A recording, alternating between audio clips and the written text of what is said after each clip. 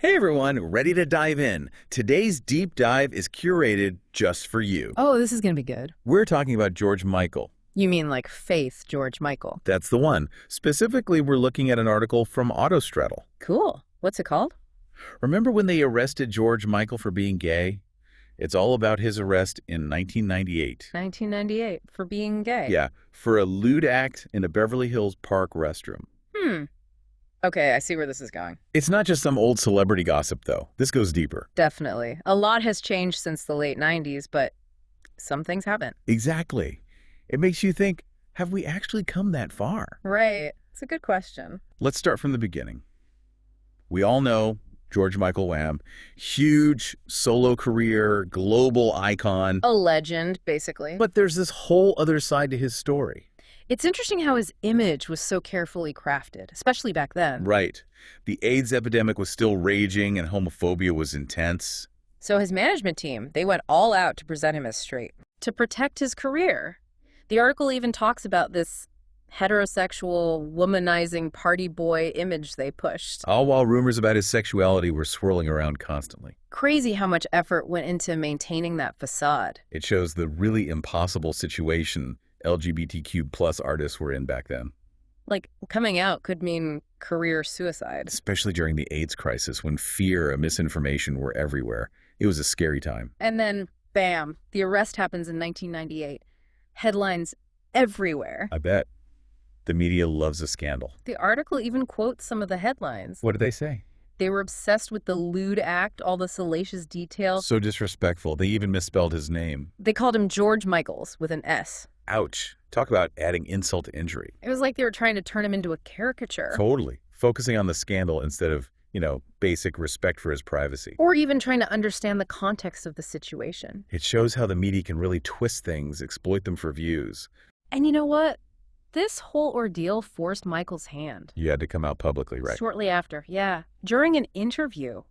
Imagine that pressure. It must have been incredibly tough. I can't even imagine. Facing all that public shaming and scrutiny. That's taking a lot of courage. But this brings us to another messed up part of the story. Police entrapment. Entrapment. Wait, so the arresting officer? Yeah, Michael said he was basically set up, lured into doing something he wouldn't have otherwise. Wow.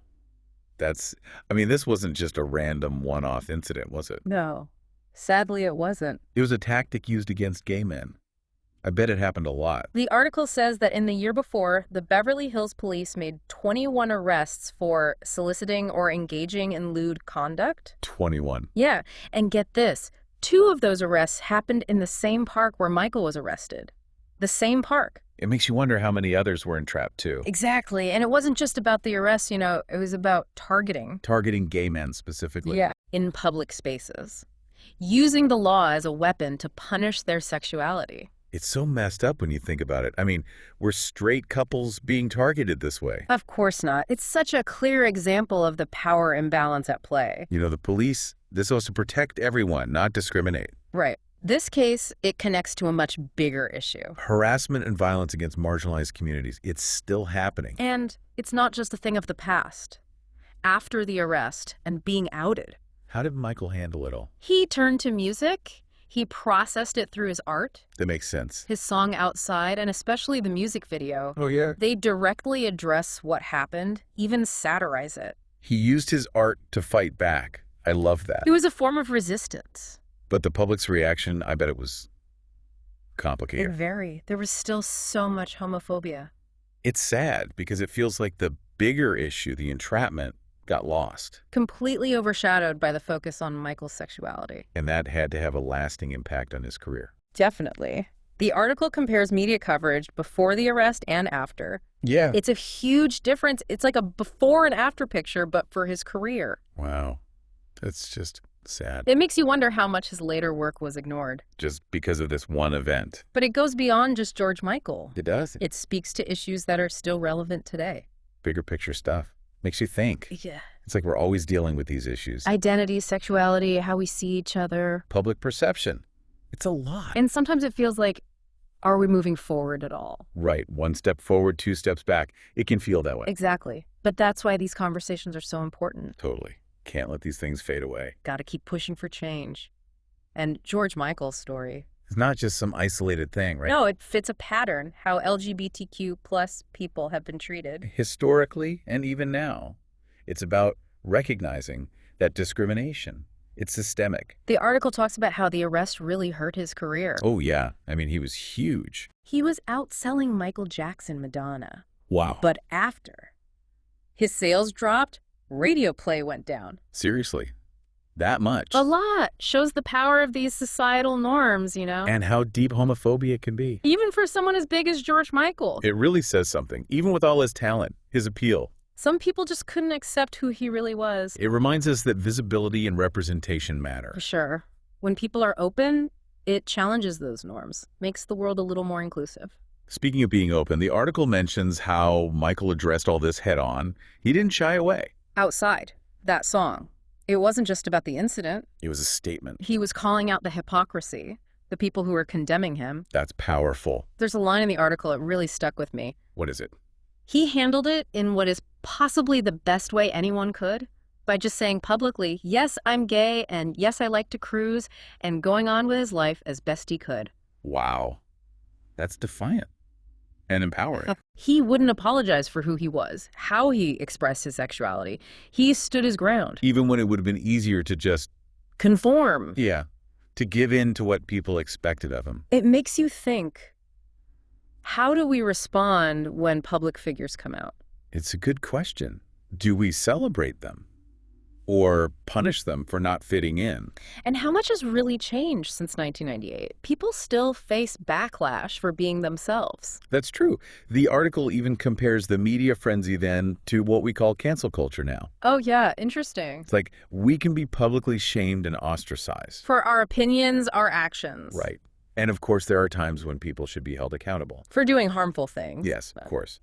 But it's gotten so complicated, especially online. It's a blurry line. When is it about holding people accountable? And when is it about ruining their lives? Exactly. And that can have real consequences. The article argues that Michael's arrest should have sparked a bigger conversation. About entrapment, targeting LGBTQ plus people. But instead, the focus was all on his sexuality. We got caught up in the scandal. Missed the bigger picture. Totally. Like, how many other stories like Michael's have been silenced, ignored? Because of these societal biases. It makes you think. The article also points out how Michael's legacy, it's often overlooked when we talk about the greats. The musicians of the late 20th century. They even compare media coverage of his death in 2016. Two other icons who died that year, Bowie, Prince. The difference is huge. Wow. His contributions to music have been minimized. Because of the controversy. His personal life. It makes you wonder, have we really moved past those prejudices? From that time. Or are we still stuck in those same patterns? It's a big question. And it's not just about George Michael.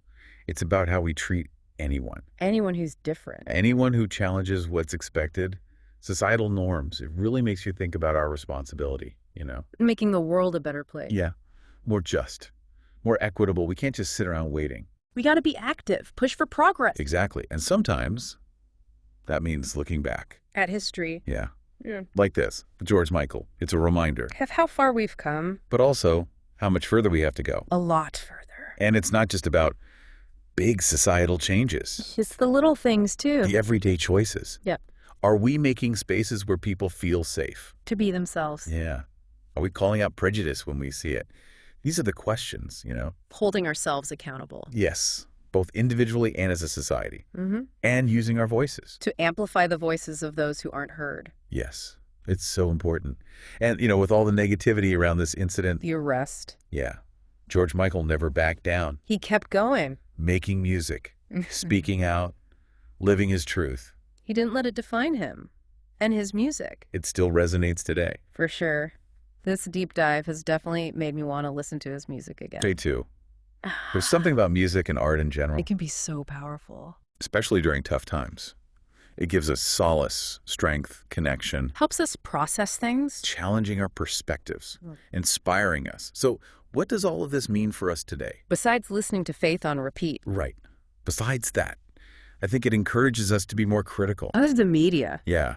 Question what we see and hear, seek out different points of view. Don't just take everything at face value. Exactly. And it reminds us about the power of art. To resist, To express ourselves. Maybe most importantly, to extend compassion. To people who are different from us. Yes. Celebrate individuality. Fight for a world where everyone can be themselves. Without fear. Beautifully put. As we wrap up this deep dive on George Michael, I want to leave you with a question. Okay, hit me. How much have attitudes towards public displays of sexuality changed since Michael's arrest? And what challenges are still out there for LGBTQ plus people? Things to think about. It's a lot to unpack. That's the point of these deep dives, right? To make us think a little deeper. Thanks for joining us on this one. Thanks for listening, everyone.